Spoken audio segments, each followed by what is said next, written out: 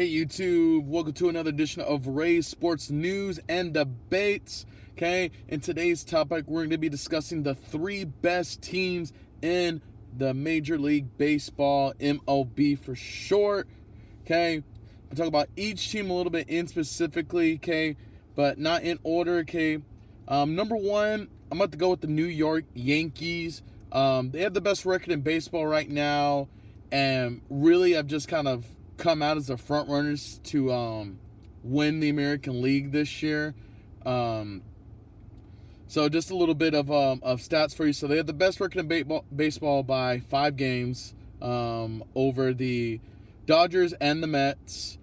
And they got 6 up on my Astros right now.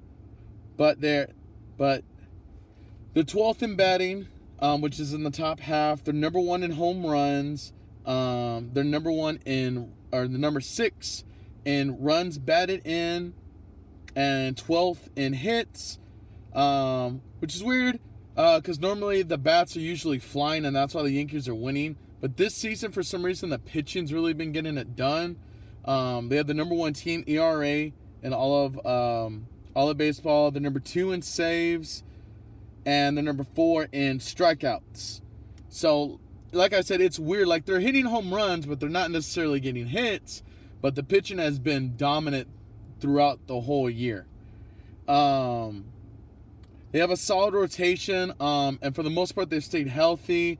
I know the Yankees just got one of their star hitters back in the lineup, but, I mean, Judge is crushing it. He's leading baseball in home runs right now. I believe he's at 24-23 as of yesterday.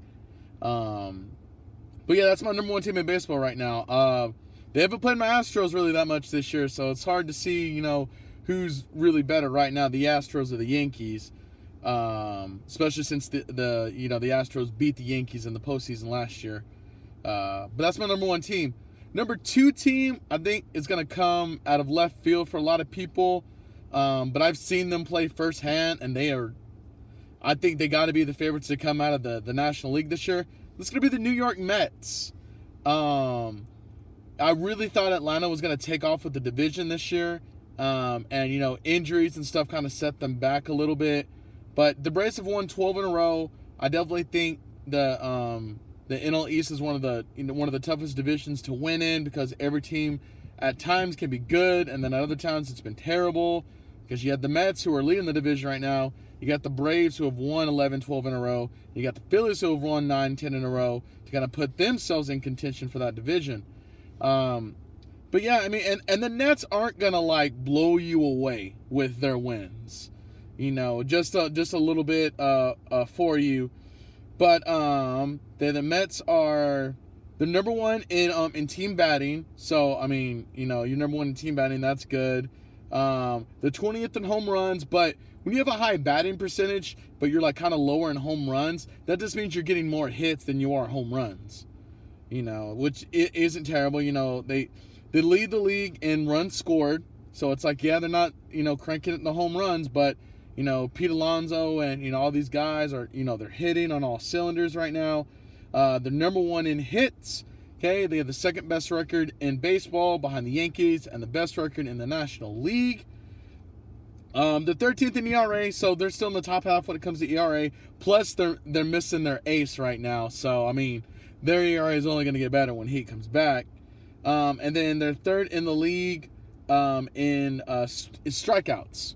So, like I said, the pitching is still getting the job done, although the ERA isn't as high as you would think it is. With the strikeouts being number 3 in the baseball. But I mean, the Nets, I think, by far came out of this loop. I know with the Braves losing Freddie Freeman that it was going to be hard, a little bit harder on them. But, the Braves are still up there. The Phillies are now in contention a little bit now. I think it's the Mets division to lose, but we're going to see going forward. And number 3, and no, I'm not doing this because I'm biased here, we're going to go with the Houston Astros. Not gonna lie, this season has been a roller coaster. They started out 4-0. I was like, okay, cool, great start to the season. We swept the A's. And then we just started losing games left and right. I think at one point we were 6-9, 6-10. And I was like, oh man, we might not win this division. And the Angels kind of took, the lead of the division the first 25 or something games. And for all those people who predicted the Mariners were going to win our division, they're 11 games back of us right now. So, but yeah, the Angels took the division early on, but the Astros have come into their own in that division. They had a streak of where they won 11, 12 games in a row. And with the Angels completely collapsing and losing 11, 12 in a row, I mean, the Astros got an 8.5, 9-game lead in that division. I don't see them getting that up. Verlander is looking exactly like he did when he won the Cy Young 2 years ago. And you wouldn't believe it, watching Justin Verlander, like, man, this guy's dominant. I wonder what he did last year. He didn't play last year. He didn't play in the postseason the year before. He had Tommy John surgery. So for Verlander to come back, he's number 2 in baseball in wins with 7. Or he got number 8 actually yesterday. But, he's got 8 wins. He has a 2.1 ERA, probably lowered it a little bit yesterday. But Verlander is looking exactly like he did when he won the Cy Young a couple of years ago. And their pitching is only going to get better. Garcia has been pretty dominant on the mound. Lance McCullers is about to come off of the disabled list. And he's our number 2 guy right under Verlander. So, once we get, McCullers back and, Verlander, that 1-2 combo, Astros is going to be a very, very hard team to beat. But just a little bit of stats for you. So, in no particular order, okay, they're 21st in batting. So, towards the bottom of the half, when it comes to hitting. But they are tied for 4th in baseball with 75 home runs. Alvarez is number 2. Our DH in home runs right now. They're 19th in ERA, although, like I said, McCullers is out right now. Verlander's been really, really dominant, and the other guys haven't been terrible.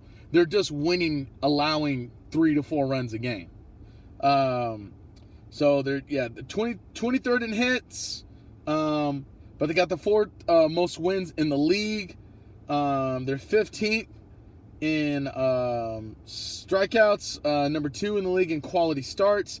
And a quality start is defined as starters who go 6 innings and allow 3 earned runs or less. The Astros have 28 of those as of yesterday. So, yeah, I mean, the Astros are starting to get their hits back. Jose was kind of in a funk for a little bit.